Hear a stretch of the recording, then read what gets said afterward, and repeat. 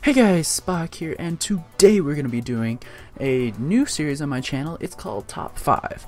So my new video today is Top 5 Most Underrated Zombies Maps in Call of Duty Black Ops 2 and World at War.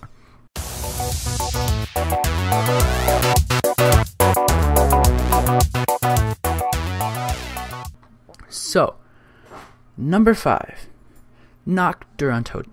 So, this is not the most underrated map, but I chose this map because it is one of the maps that a lot of people don't play. I notice one thing great about this map is that it has great spots for training. I'd say one of my favorite parts about this map is the training. The help room is one of the best rooms to train, and the start room that's a hard room to train. It makes people think ahead. You can either open the help door, or you can go up the stairs and open 2 doors to get to the help room, to get to the box. So it makes you think ahead, and if you open up the help door, you're pretty much lucked out of training. So, thirdly, there's no perks. One hard part about this map is, seriously, there's no perks. It can be extremely difficult training without Jug or even any of the other perks. And lastly, it's challenging for almost everyone. I know many YouTubers who do not do well on Nacht der Welten just because it's difficult. It's one of the more difficult maps, and it's maybe arguably the most difficult map ever. So, coming in at number 4 is Shi No Numa. So, this map is the 3rd DLC for World at War. And I will have to say it's not the hardest map ever. The one thing that I find that people overlook is that on this map, this is the only map, in World at War at least, that has the Wonder Waff that doesn't take away your Jug. So, that's very helpful. Secondly, it is one of the best maps to train I know of. It's so easy, especially with the Wonder Waff, and especially with solo zombies where they can only spawn in 27. It takes 3 shots from a Wonder Waff, and you can kill all of them because it has 10 zombies that can do it at a time.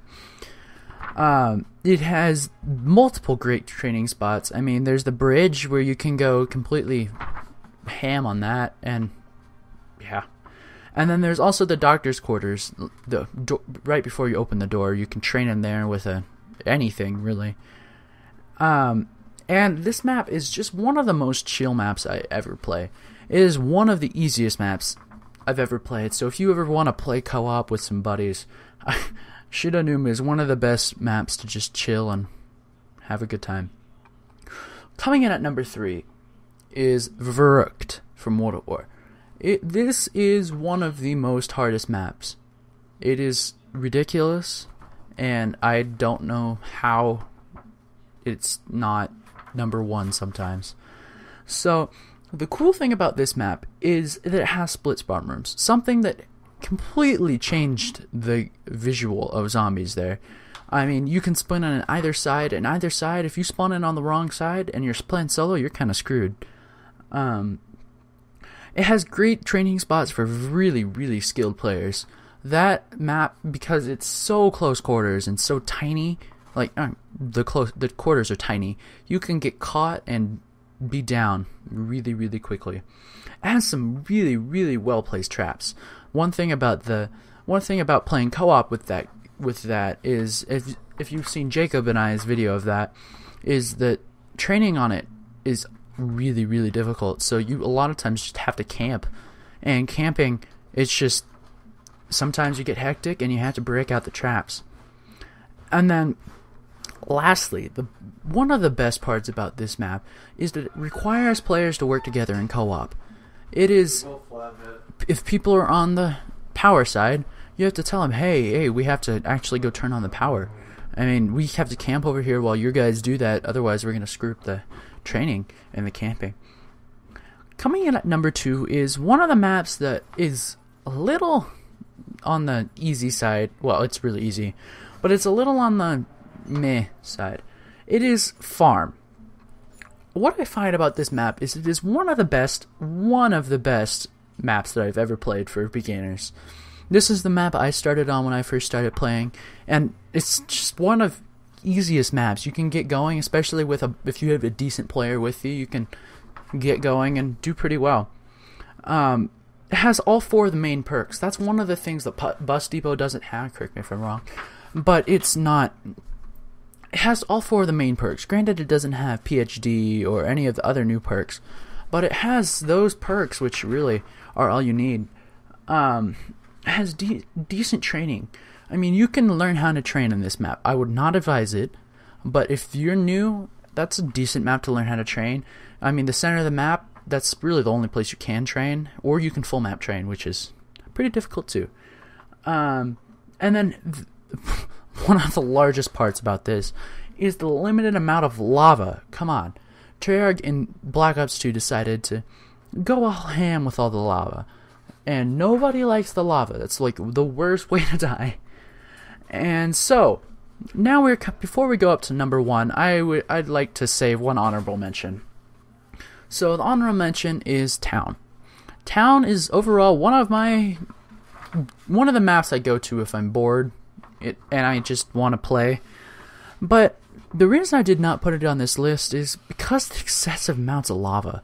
It has all the perks, but dang, that lava, that is the worst map to train on because of the lava. Oh my gosh. So that's the reason that Town is not on this list. And number 1. We come down to number 1. So number 1, you guys are going to hate me, and I kind of hate myself for it, is Transit. So, the one thing I absolutely adore about this map is that it's huge. It's one of the largest maps. I think it is the largest maps in Call of Duty history. It is ginormous.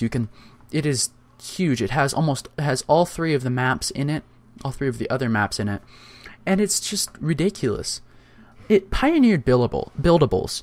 If you think about it, almost all of the DLCs at least have some buildables in it, and I think partly that is because Transit had a good system for buildables. Granted, Pack-a-Punch was not fun. And it no matter how much we hate the bus, it definitely challenged us. It was one of the more risky things that they did that didn't turn out the greatest, but the bus is one of the hardest parts about Transit. And then not getting on the bus and you have to go get molested by those creepy zombie thingies. And then one of the things that is absolutely amazing about this map is that it works on old, outdated hardware. Oh my gosh. The reason Black Ops 2, almost all the maps are tiny, is because of the Xbox 360 and the PS3. So these maps are all going on those, and we can't get anything done. So this map, no matter how much we hate the fog, no matter how much the colors are bland, it still works on old, outdated hardware. And it still plays on old, outdated hardware. And it still sucks on old, outdated hardware. But no matter how much we hate it, that's what happened. So if you guys enjoyed this video, and if you guys want me to do more, please smack that like button with your finger, and I will see you guys later. Thank you guys for watching. Live long and prosper, peeps.